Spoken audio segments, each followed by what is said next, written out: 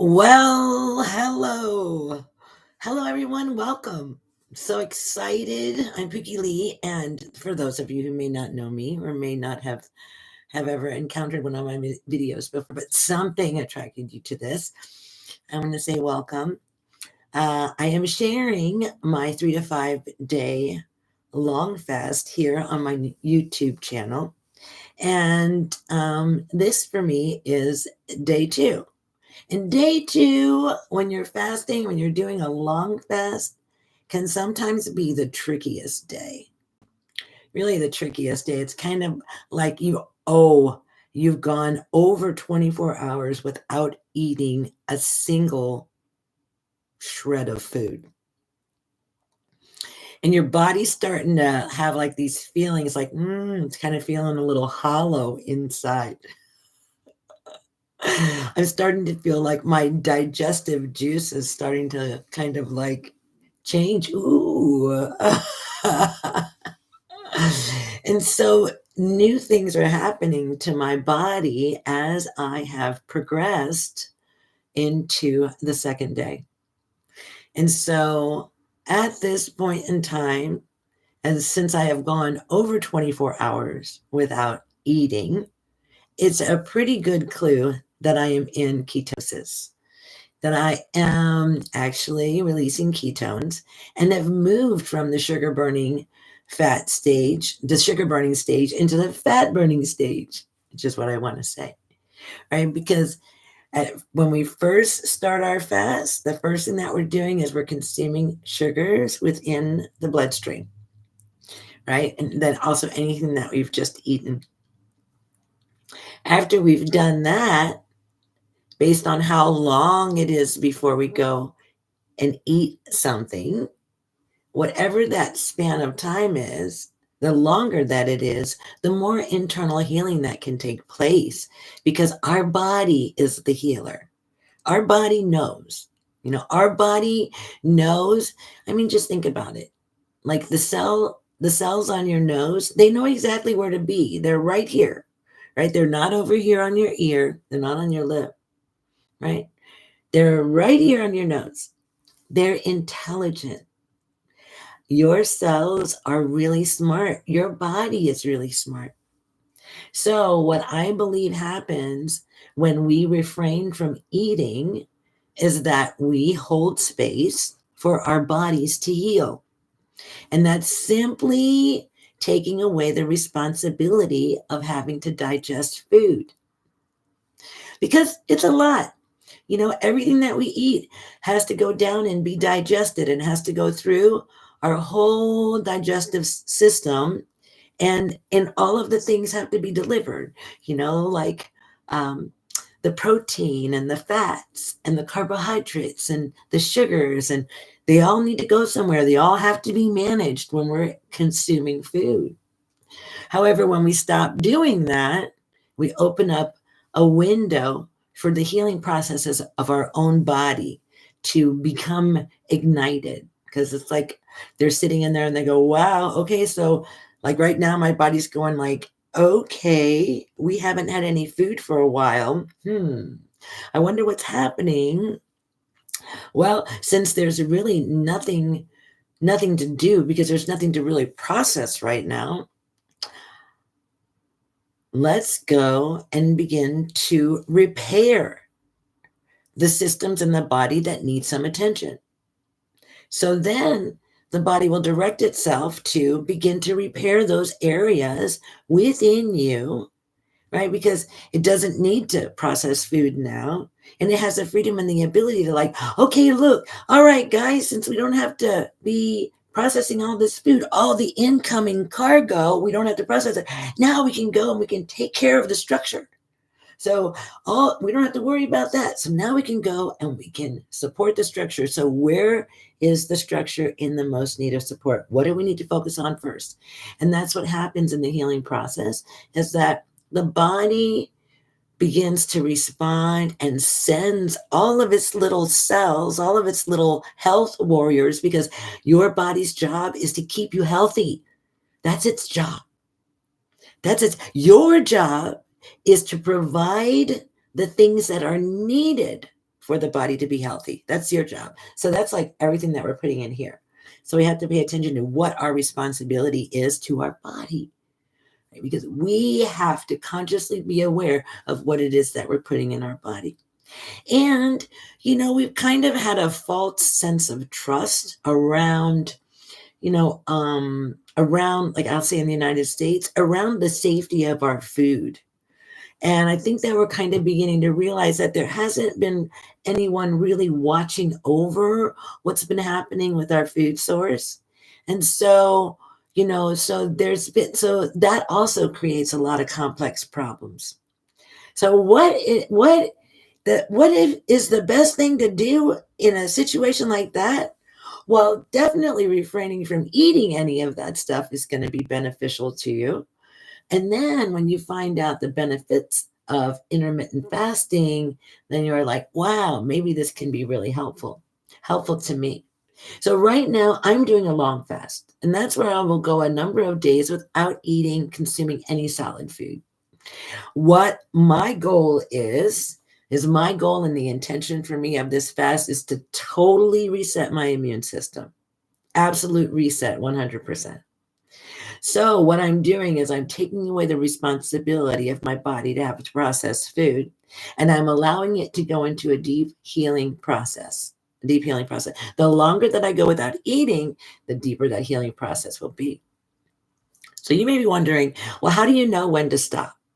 Right? How do you know when, because there is a certain time, the body can only take so much, right? There's certain metabolic processes that are once engaged, they can reach like a tipping point, and then they can become detrimental instead of being beneficial, like ketones. You can get into ketosis acidosis, right? If your ketones get too high. So how do we know when we're doing a long fast that our ketones are good, or they're not too high, they're in a really therapeutic state, and our blood sugar is right where it needs to be, not too high, not too low? Dr. Mindy, my mentor, she says anywhere between 80 and 90 is a really good place. It's a good glucose goal to have. When you're doing long fasts, you might drop below that 80. So you want to be able to watch that as it's occurring. And there are things that we're looking for as you're doing a long fast. So I would suggest, and today I'm prepared, I would suggest if you're entertaining the idea of exploring a fasting lifestyle, I would absolutely suggest that you get a Keto Mojo. A Keto Mojo, why? For one, Dr. Mindy recommends it. The other reason is that it tests not only the sugar in your blood with a glucose strip, it also tests your ketones with a ketone strip. And so it does double duty. And if you do the research, it's really hard to find ketone testers that are affordable. You can find them. They're just somewhat expensive, more expensive than this. So I think this is a great product, and this is actually the one that Dr. Mindy recommends. And I have one myself. This is what I use to test my own blood sugar and my ketones. And so this is a Keto Mojo. And unfortunately, we found out that you can't, that this isn't a household item. This is a per person item. So everybody in the house needs to have their own. Because what it's going to do is it's going to record all of your history and all of your metrics. And it's going to tell you when you reach the highest therapeutic state of metabolic repair and stuff. It's really awesome. In any case, a Keto Mojo. That's if you're going to start doing long fasting, because there are some things that we want to be aware of as you're fasting. And let me just say this. If you have a health professional that you're working with, if you're on any medications or you have any kind of protocol that you're following from a health professional, please, I want you to advise your health professional of what it is that you're learning, and find out if where you're at in your journey, if fasting is going to be suitable for you. Right? Because sometimes there are some things like type 1 diabetes doesn't really, long fasts and that are kind of probably not recommended. And so we want to make sure that your health professional knows what you're doing, and that you've gotten like an okay as far as being able to do like a long fast. So with that being said, I'll continue on. So really, really important, Keto Mojo, right? This can really help you out when you start doing the long fast. Not really expensive either. You can get this on Amazon, or you can get it from ketomojo.com. And I would say get the bundle kit, because there's quite a few strips and everything. A great starter, right? It's going to cost about $100 either on Amazon or with Keto Mojo. And yeah, this is great. I love mine. I tested my blood sugar today and it was 85. So yes, so my blood sugar is coming down nice and gradually, slowly. As you can see, for me, this second day isn't really all that difficult for me. I've been fasting, intermittent fasting, long enough that these are kind of, my body just kind of knows what's going on. So it's doing its own thing. And so I want to talk a little bit about some frequently asked questions about long fasting. And one of them is around exercise. Because yesterday I did 10,000 steps. I walked not only with Bob and the dog outside in this beautiful spring-like weather that we were experiencing, I also walked at the community center for an extended period of time. And somehow I managed to get 10,000 steps in. Yahoo! So can you exercise while you're doing a long fast or while you're fasting? Of course you can. Just not intense exercise. Light, easy exercise, low impact, low intensity. Walking is good. Yoga, stretching, things like that. Absolutely. Absolutely. And especially if that's something that you already do on a regular basis, do not discontinue that. So continue to do that. And then because exercise is really important for us, we're going to feel a lot better. The reports show, the scientific studies show that when we exercise, we actually feel better about ourselves, about the world, and about our experience. So exercise is good. So yeah, make sure that if you're up for it, do some stretching. It should be easy. Maybe a little walking, whatever you're accustomed to. All right. And then another question that comes up a lot is around, what can you drink? And so sometimes people ask about diet sodas.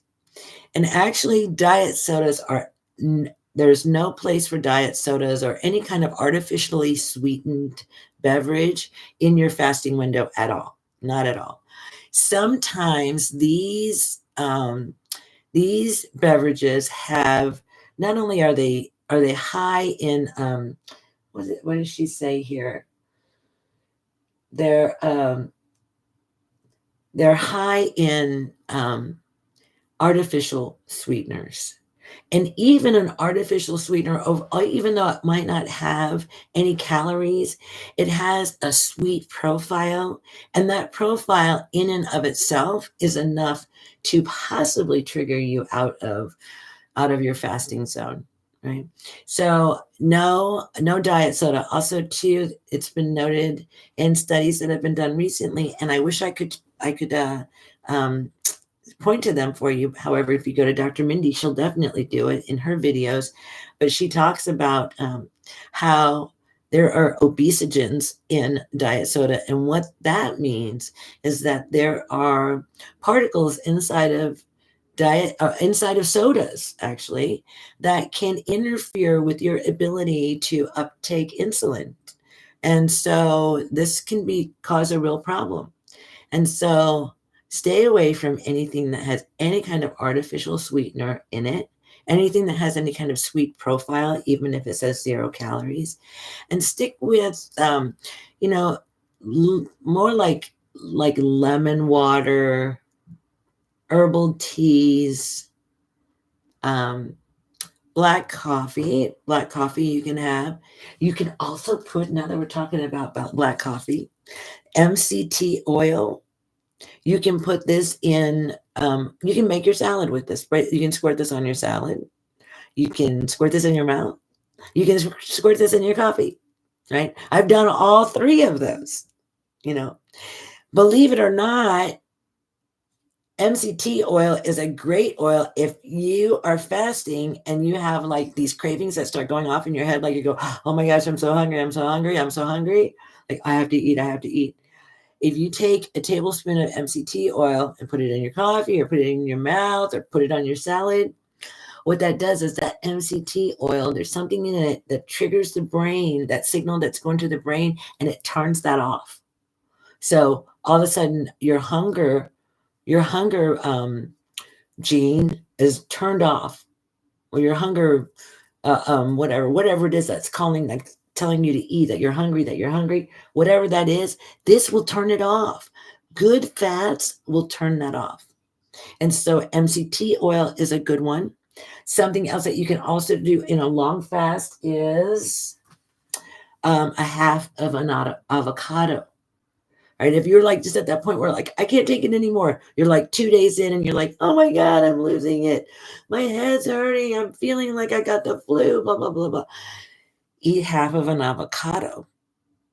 Eat half of an avocado because that has good healthy fats in it, and that might be able to have those symptoms that you're having subside and might be able to push you a little bit further so that you can get some of the bigger benefits from a longer fast. And then the other thing that you can do, and I don't have a representation of it here, is electrolytes. And I don't mean Gatorade. I mean sugar-free electrolytes that don't have dyes and things like that in them, that are pretty clean. Mindy recommends LMNT.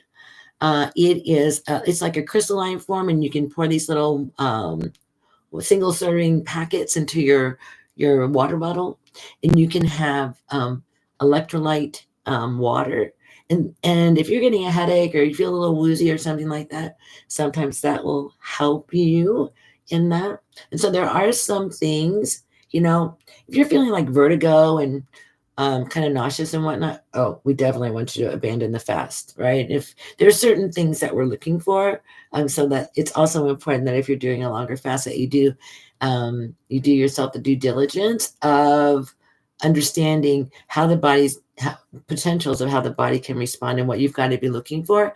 And when you also need to know when to quit the fast, right? Because sometimes people have to work up to longer fasts. There's something in their metabolism that isn't, it's like really out of balance, in a specific kind of way. And it just takes them longer to be able to actually do a long fast. I had a girlfriend who was like that. She couldn't barely go 36 hours without starting to get nauseous and dizzy and had to stop, and so then it was just being able to work and get those, just continuing to do more and more fasting, but really paying attention and knowing when to quit.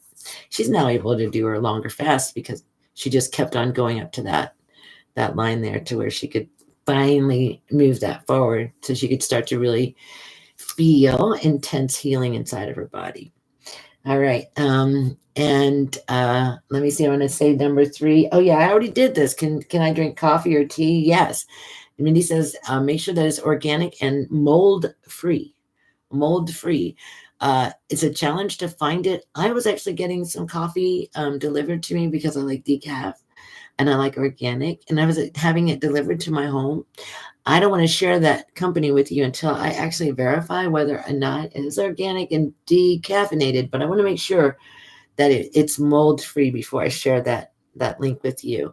However, that's what you want to look for in your coffee, mold-free, because some of these things, they really interfere with our endocrine system, right? They contribute to mold toxicity is definitely something that it's been on the rise lately. And it's from us being in like damp environments or moldy environments or places that don't dry. I think about my mom in Hawaii, and like they go through rainy season and like, wow, So, so mold-free coffee. And then of course, like teas, you can have black tea. Caffeine is actually pretty good for you. They've actually found that drinking coffee while you're fasting, black coffee, while you're fasting, really helps you to get into ketosis. It helps to support your your ketone production. So there's some actual benefits. Like, it's like nothing is all bad or nothing is all good. It's like there's some good things about it and there's some not so good things about it. We have to know what that is and just use everything in balance. All right. Well, I think that I've shared plenty with you today on my day 2. I seem to be doing absolutely well. I will look forward to sharing more with you later. And until I see you again, aloha and have an awesome day.